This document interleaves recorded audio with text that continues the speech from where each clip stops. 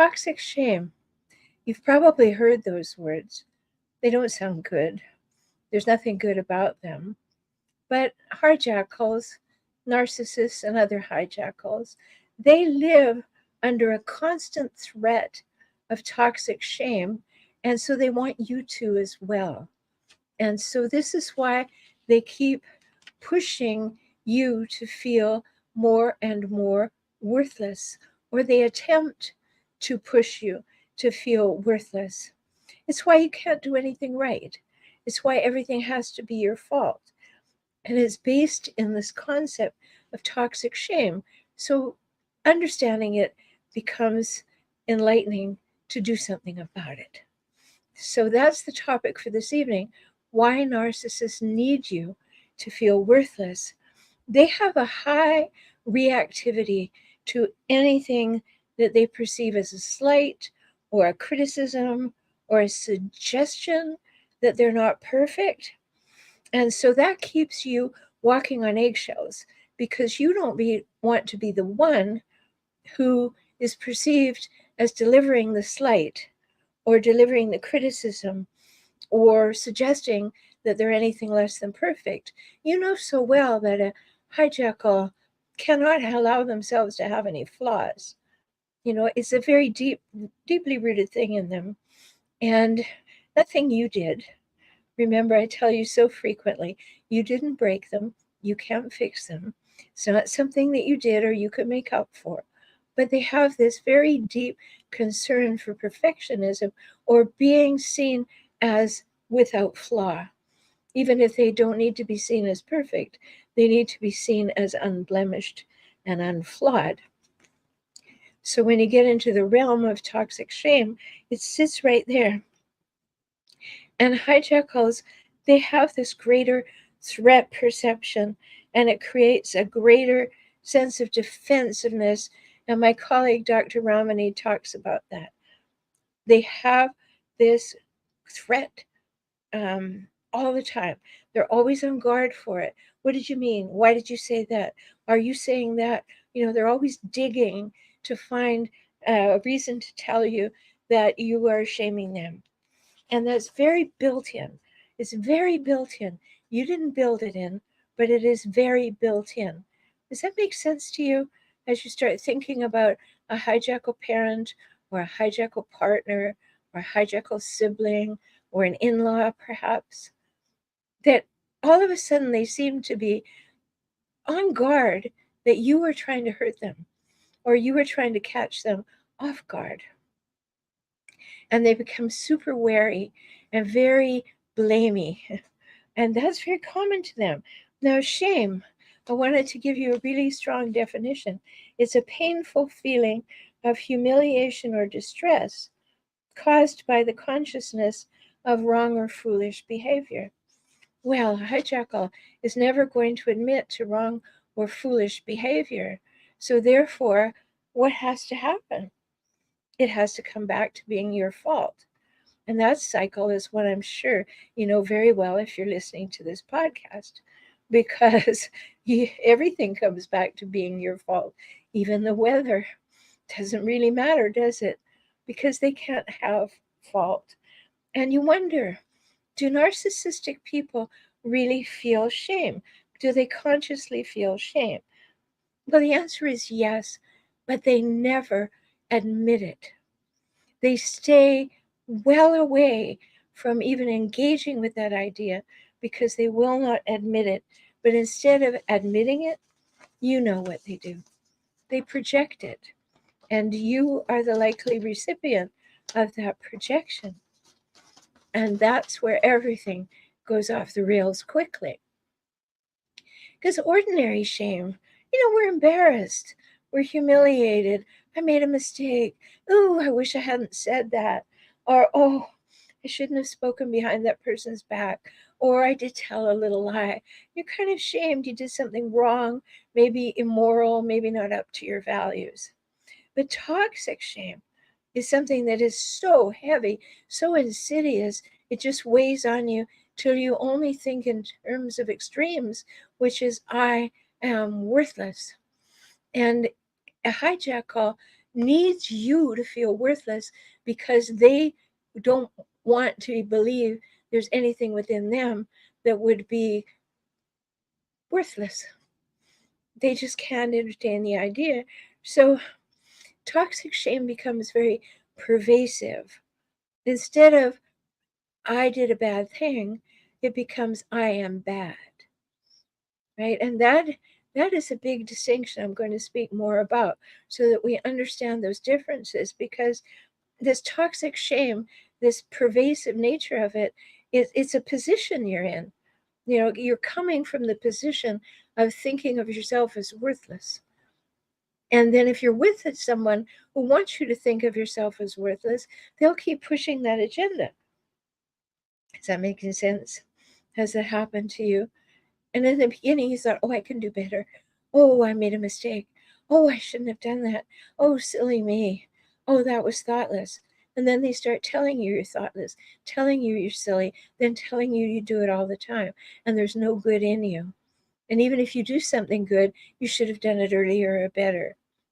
And it just snowballs. And it becomes truly intense and long lasting. You can never get out of it, can you? You make a mistake and you hear about it forever, because shaming is what hijackals do.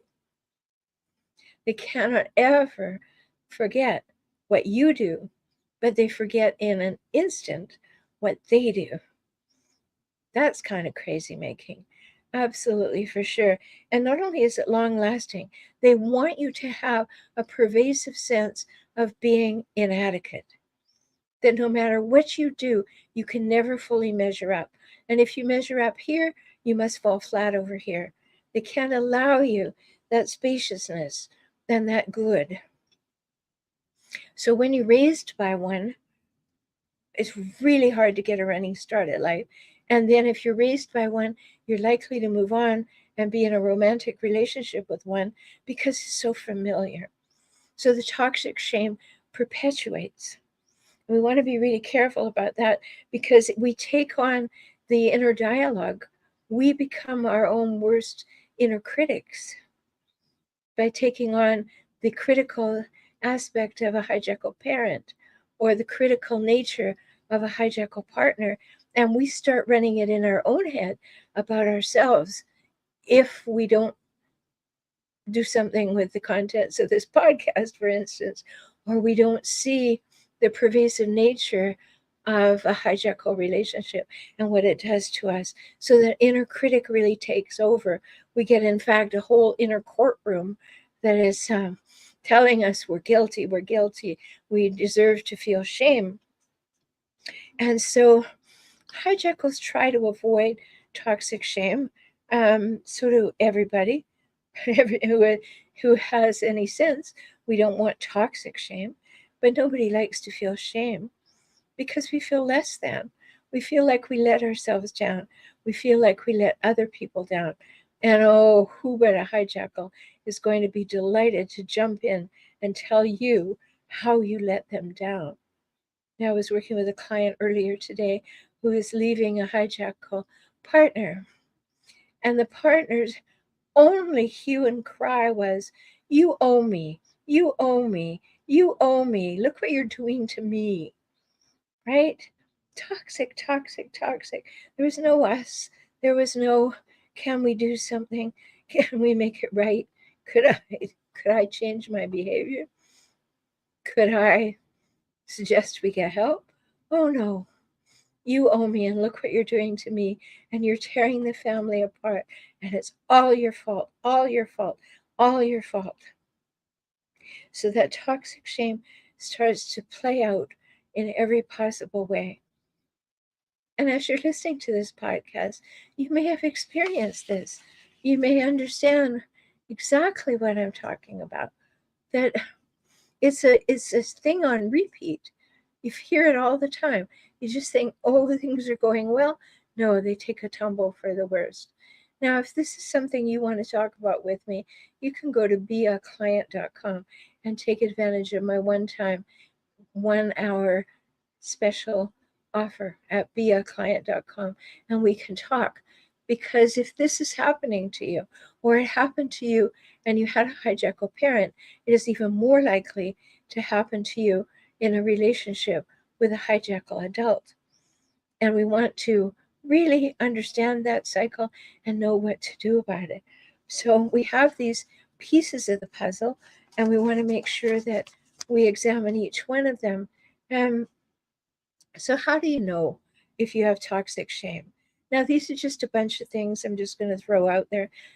They're not in any particular order or percentage of knowing, but if you have several of them, it's likely that you have at least experienced toxic shame.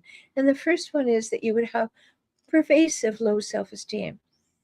You wouldn't think highly of yourself, and you would have many ways of showing that you are not up to much. And the conversation in your head would always be telling you that. Another way would be you'd be often depressed, often feeling small, often feeling compressed, often feeling that nobody wants to hear what you have to say. You might have high anxiety or a generalized anxiety because you're constantly watching for who's going to hit me with their words, who's going to give me a blow, who's going to tell me I'm worthless. And that could be happening. You could have sleep issues, sleeping all the time or not falling asleep at all. Could be very disordered.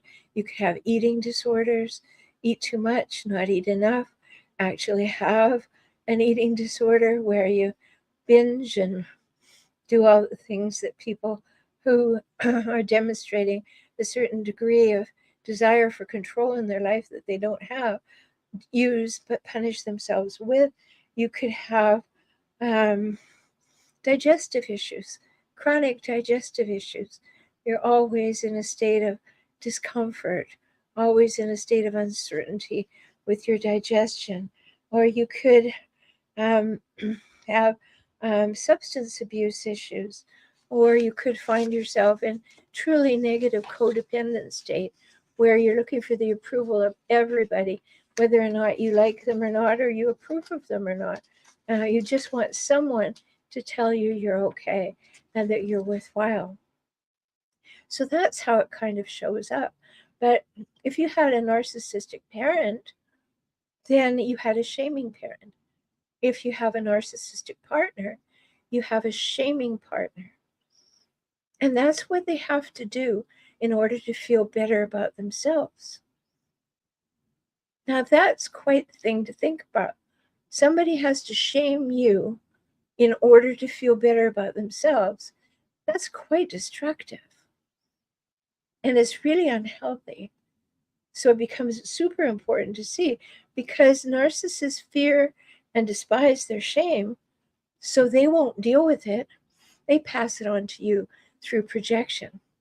Now, projection is when a person fears something is true about themselves and they reject it. So then they say, no, you're the one with that problem. I don't want to think about my having it. That is completely untenable. I have to be perfect. I have to justify my perfection. So therefore it must be your problem. You are the one who causes all the problems, right? So it's like going back to that client I mentioned earlier, when the partner says, you are ruining the relationship because you don't want my hijackal body as your partner any longer. You're ruining the relationship. Now, I'm nothing to do with me. You're ruining the relationship. You're the rejecting one.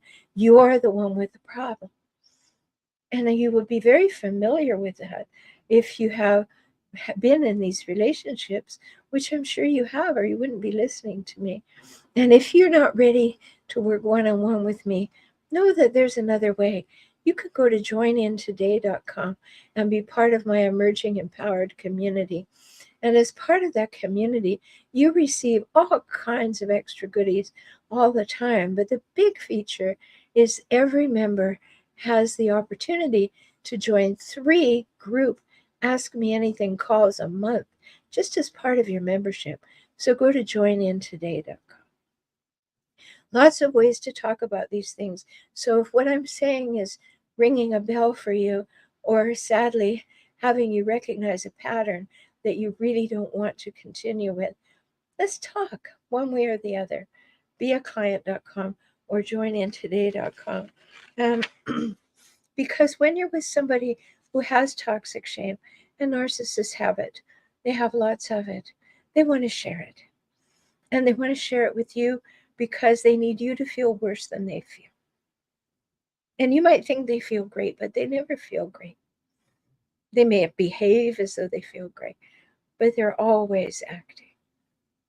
Not your problem. But know that if you are the unlucky recipient of their misplaced toxic shame, you need to sidestep that. You need to say, oh no, you're not going to give that to me. I'm not taking that on. I am not your beast of burden. I am not the donkey that's going to carry that up the hill for you. No. And you may have to drop it. You may have to just say, no, I'm not accepting that.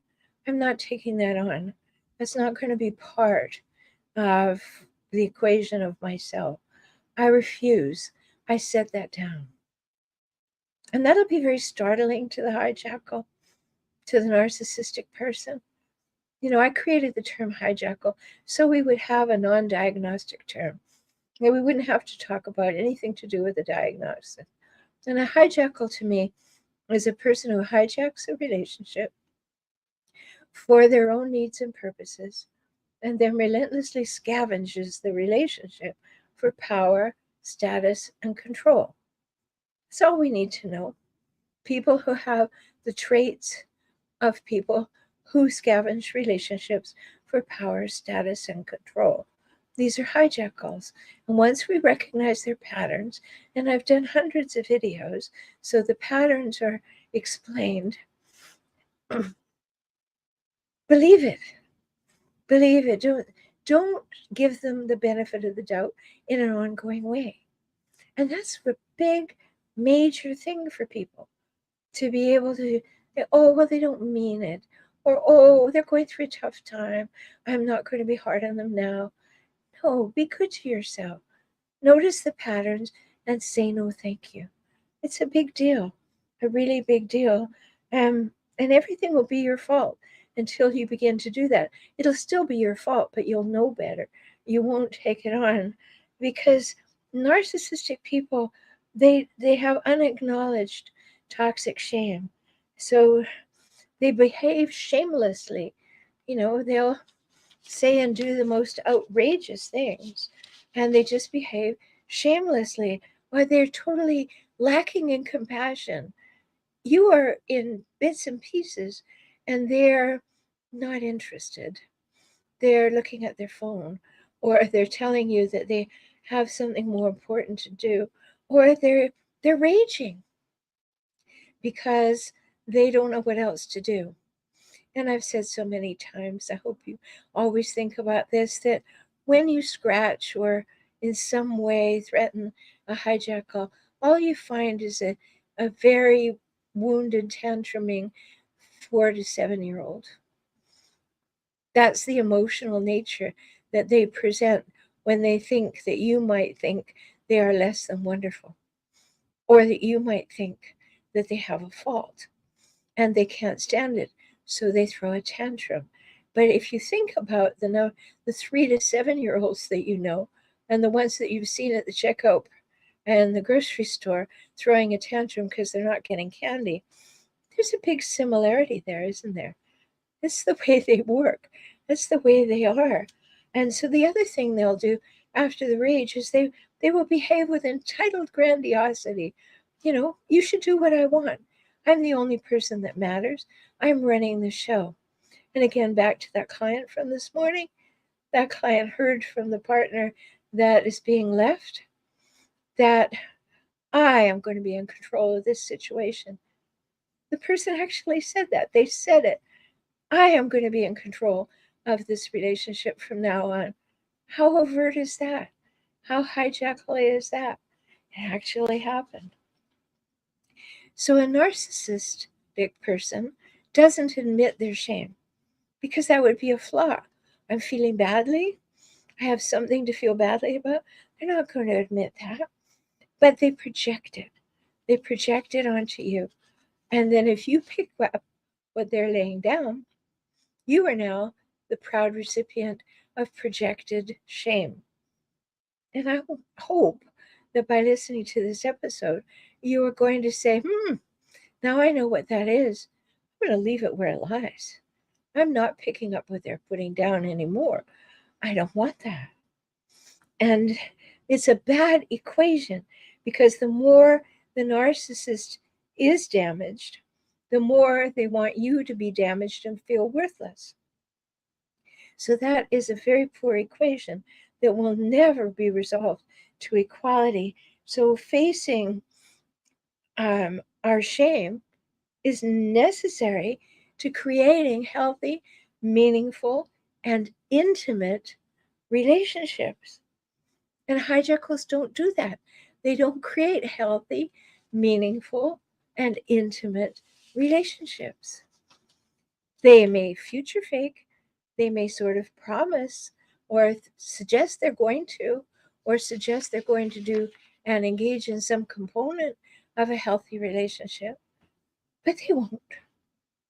That's future faking. And if you haven't looked extensively into future faking, I suggest that you do. I have done a couple of episodes on it, so you can look that up. And you've heard me say from the infamous episode 115, the 3 must-haves of a healthy adult relationship. You can never have a healthy adult relationship unless both parties are willing to bring equality, reciprocity, and mutuality. And when you're with a hijackal, you cannot have mutuality, therefore you cannot have true intimacy. You can't. You're always in danger of being taken advantage of, or ridden over, or worn down, or torn down, or put down. It's always to your disadvantage. And that's a pattern that needs to be clearly seen. So I want to point out the difference between guilt and shame. And it's simply this. Guilty is, I made a mistake. I made a mistake. I did something. But shame is, I am a mistake. Guilt is, I made a mistake. Shame is, I am a mistake. How many things has a hijackal, parent or partner, said to you to give you the impression that you are a mistake? Hijackal parents say things like, I brought you in, I can take you out. I don't know who you think you are. What makes you think you have the right to ask for anything? You are a mistake. A hijackal partner will do the same thing. Very important to see the distinctions. Very important to recognize I no longer am going to be picking up what they're putting down. Now I see it. It's toxic. I'm not putting my hands on that. It'll take some practice, but it's so, so very important. Have you ever felt that distinction? Guilty, I made a mistake. Shame, I am a mistake. And if you have, can you allow someone to make a mistake? Can you allow yourself to make a mistake without shaming yourself into being a mistake? I remember the first time that I was with and aware of being in a much healthier relationship. I was off doing a seminar with a gentleman, and we'd been in a relationship for a while, and we were at the hotel doing the seminar. We went back to where we stayed.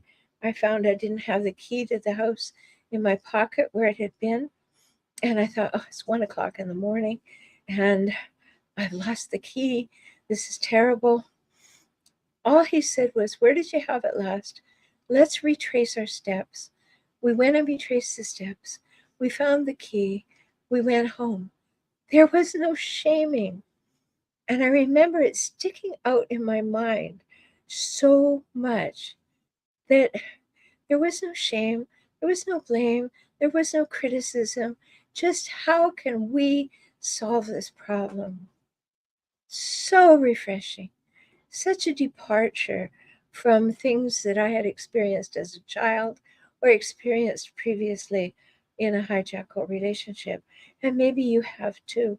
So it's important to do it, because can the parent or partner in your life allow you just to make a mistake and then have it pass? Or does it have to be written in the record of your life to be revisited on a regular basis? Because that's shaming. It's not guilty of something. That is taking it to a whole new level of shaming. And it's important to see that. Hijackals deal with shame by avoiding it and blaming and projecting. They're dodging and weaving.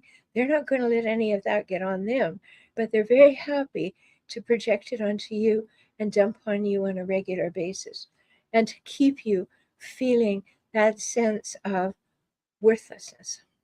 Now, I hope you haven't descended to anywhere near worthlessness, but I'm using that as the extreme example of what toxic shame is all about.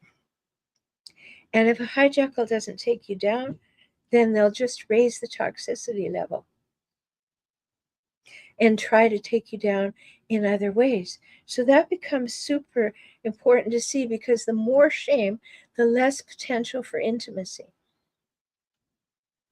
And here you are, hoping to be in an emotionally intimate relationship where you can share and you can grow together, you can accommodate one another, you can have equality, reciprocity, and mutuality. And this person is dedicated to shaming you, and the more shame, the less potential for intimacy. No wonder these things go sideways. No wonder you start to beat yourself up, because you're being told all the time it's your fault. So when we take these 4 healthy steps back far enough to see the bigger picture, to see the patterns, traits, and cycles, then we begin to say, oh, now that I've backed up and I'm not nose in just reacting to what's going on every minute, I can see that that happens. And the way that that happens is not okay. And I don't want it anymore, because a hijackal thinks if they lose control of you, that equals more shame on them. But the actual fact is they lose control of themselves. And when that happens, it has to be your fault. So this toxic shame just builds and builds and builds. And it's like hanging all over things. It's detriment, it's damage, it's detritus, it's their way of maintaining, or hoping to maintain, some control over you, because you are there hoping for their approval, hoping for their validation, hoping to be seen or known or loved by them. And they make a practice of withholding that from you to show you who's boss, who's powerful. And then they take it to the next level and they take you down lower than they feel themselves in order to vindicate themselves. And now you are the one who is the recipient of the hijackal's toxic shame. Now, if that all makes sense to you, I hope that you will take some time to think about, where is this coming from? And do I want to make a change? Because it's important to see that this is an unhealthy pattern. And if you're participating in it, you might want to change that, because it won't get any better until you get better. And that's the truth about hijackals. You didn't break them. You can't fix them. But always remember our mantra, ABB, always believe behavior. So as you think about the ways they've behaved in light of what I've had to say in this episode, and you believe it, then you now know that they are dedicated to visiting their own toxic shame on you. And I hope you will stand up and say, no more. No more. I am not accepting it. I'm not tolerating it. And I have a boundary. It must stop. I know that's easy for me to say, it's more difficult to do, but please start. Because you're precious and you matter. And until we speak again, treat yourself that way. Talk soon.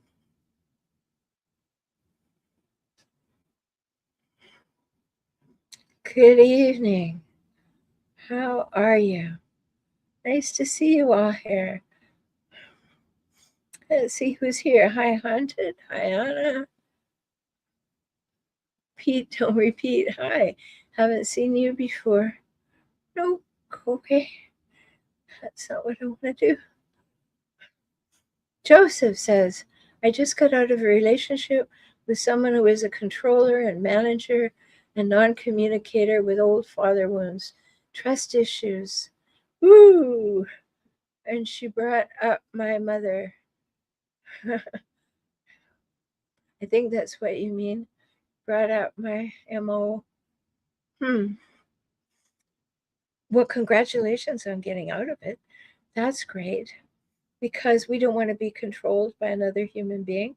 We have no need to do that. That's what happens when you go to prison. No, we don't do that as free human beings. And once we see that there's somebody dedicated to controlling us. So good for you, Joseph. Lorraine said, yeah, she's 94, my narc mother. Oh my, it's a long time. Pete says, doesn't shame turn into hate? Good question. Shame can turn into hate, particularly into self-loathing, self-hate, because when you're shamed, you take it on and internalize it. So it's more likely to turn into self-hatred and self-loathing. Lorraine says, yes, it's a fact. When you said in an instant, they forget what they've done. Yeah, isn't it strange how a hijackal always wants to start fresh? As though, let's forget everything I ever did and we'll start fresh. And it's, you're so wrong for not opening the possibility of starting fresh.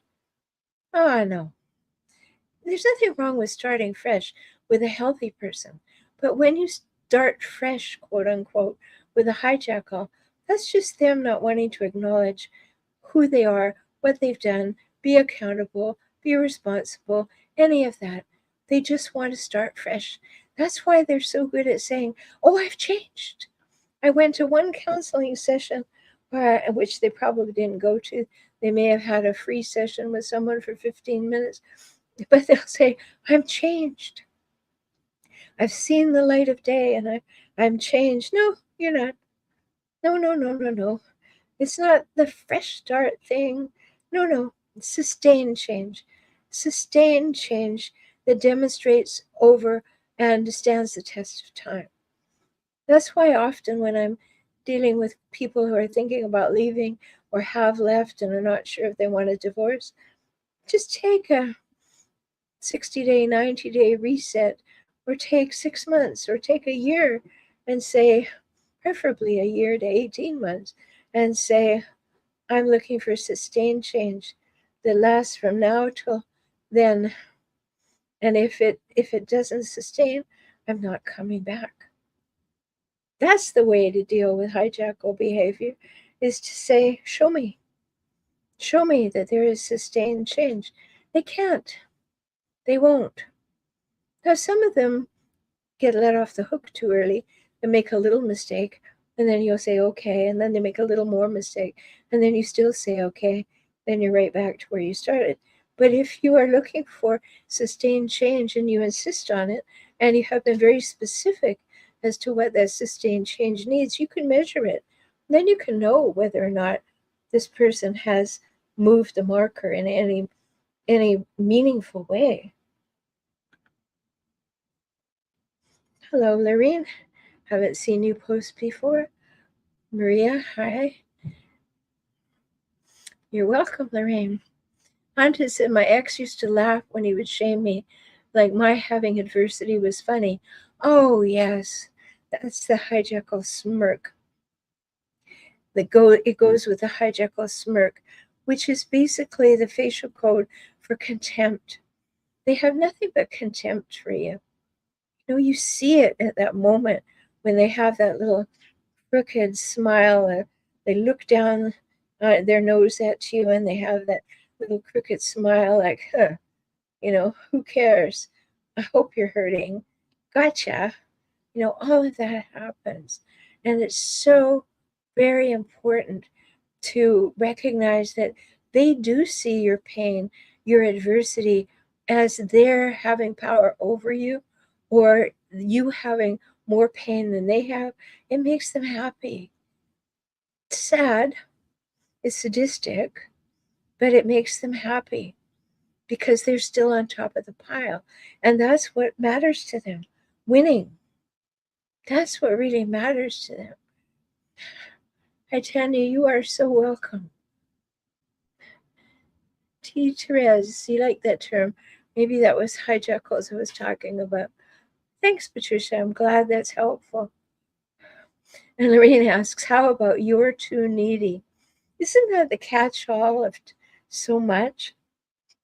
They want you to need them. And then when you demonstrate that you endeavor to pull them into your life, or as they say, have a need for them to do something for you, then that's too much because you ask them to get off task. What's their task? Winning for themselves. And if you want to even engage them in what would be considered a healthy relationship opportunity, you're asking them to deviate from their allaboutme.com behaviors. And so they will say, you're too needy. It's a crazy equation. Really, really crazy. Lorraine says, yeah, that's because my needs were never met. How dare I have needs? Exactly. You know, Hijackal says, I'm not here to meet your needs. You're here to meet mine. And get that right.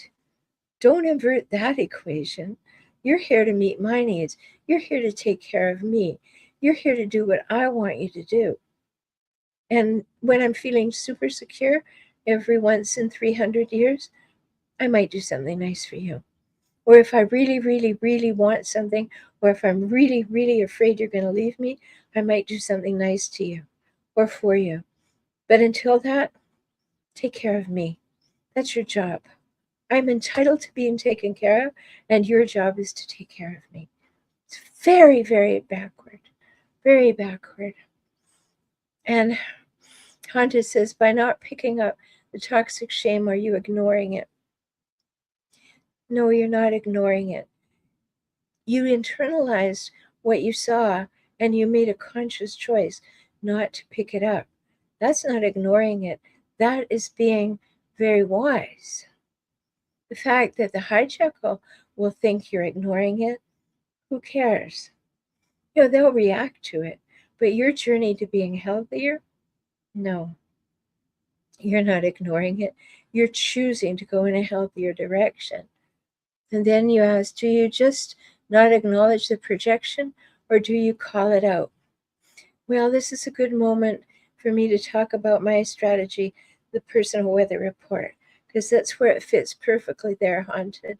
Here's the personal weather report is, I did a whole web page on it for you. Just go to personalweatherreport.com and you'll see videos and things about that. And I wrote about it extensively in my book, Kaizen for Couples, Kaizen for couples.com. Smart steps to save, sustain, and strengthen your relationship. And a weather report is simply knowing that you have the right to take up space and draw breath on this earth, which is not a small thing to get a hold of. And then in knowing that you deserve to take up space and draw breath on this earth, know that you have the right to say what you think, feel, need, want, prefer, remember, as long as it does not mention another human by name or pronoun. So you're just giving a weather report about you. You don't talk about anybody else. So when you ask Haunted, do you just acknowledge the projection or do you call it out? No, become an excellent observer and simply say, I don't feel that fits for me. because that's the truth for you. They may want to project it on you, but you have the right to say, I don't feel that fits, or that's not how I think, or actually that's not how I feel. When a hijackal gaslights you, it's really important to speak up and say, actually, no, that's not my perception. It's not the way I see it or remember it. Just answer with a personal weather report. That can be really helpful. Lorraine says, it's only recently, 15 years, that I know, and there's clarity. It took decades. It does take a long time. It truly can take a long time, because we're in patterns that are basically made before we even have language, and we grow up with them if we had hijackal parents. So that's all we've ever known, and it was installed in us before we had language, before we had rational, linear thought. And so going back and unearthing what was installed in us, if you like, will allow us to see that, oh, I had no choice but to accept these things. I was a kid. I didn't know any differently. I didn't have any experience. I was being told who I am and what was right and what wasn't. And so that's a lot of what the therapeutic journey is. When you deal with these things, what were you told to adapt, inherit, or adopt from the situations you were in when you were young that have pervaded the rest of your life, that are healthy or unhealthy? Those are really important things to have a look at. And Robin says, yeah, I did that at my old job. I've been unemployed for most of the last year since. I'm not sure what you did at your old job, but I'm sorry that you're unemployed, unless that's something that you are enjoying yourself. But you see, these things that I'm talking about here tonight are super important, because toxic shame is painful. It is truly painful, and it's intended to be painful. And when you say, no, thank you, I am not accepting any more of that, because it is coming from someone else, and I am internalizing it, and it is not mine. Other people may have given this to me, but when I see evidence in reality in my life, it is not mine, and I am not picking up what they're putting down. And that becomes super important for you to keep the balance and all that you can have that will move you in healthier and healthier directions. And you want to do that. Now, I've written lots of courses and things that if you come over to relationshipprograms.com, relationshipprograms, plural.com, you'll see all the courses and things that I've written. All the books and things are there too. Therese says, what happens when dignity is lost? Well, unless you went into hospital where you park it at the door, you can regain it and pick it up on your way out. Your dignity is a construct within you. Nobody gives you that. You project that. And if you're not picking up what someone's putting down in the shame department, you are adding to your own dignity. You're not above looking at it and saying, is this mine? And then when you say, no, it isn't, you regain your dignity. I decide who I am. I decide how I operate. I decide how I respond. I decide what I react to. I decide if I react or if I respond. I decide with whom I have contact. I decide how I respond to people. We are very powerful. But if other people have made their way into our life and we've given them some power, our first step is to take it back, to remove it from them. And sometimes that has to go baby steps and nanoseconds, but it's truly important to do. Truly important. Small ways, then larger ways, then for longer, and you start making differences in the relationships. So these things are important. And Haunted asks, when being shamed, you want it to stop and you'll do what the other person wants. It never occurred to me to refuse to accept it. Thank you. You are so welcome. That's a breakthrough to be able to see that I don't need to. I don't need to take, I don't need to buy what you're selling. I really don't, because what you're selling is rotten, it's nasty, it's poisonous, it's toxic, and I don't want it. I simply don't want it. And that's a big, big step in your life. So I'm so glad that you were here with me tonight. And until we meet again, take very good care of yourself, because you're precious and you matter. Talk soon.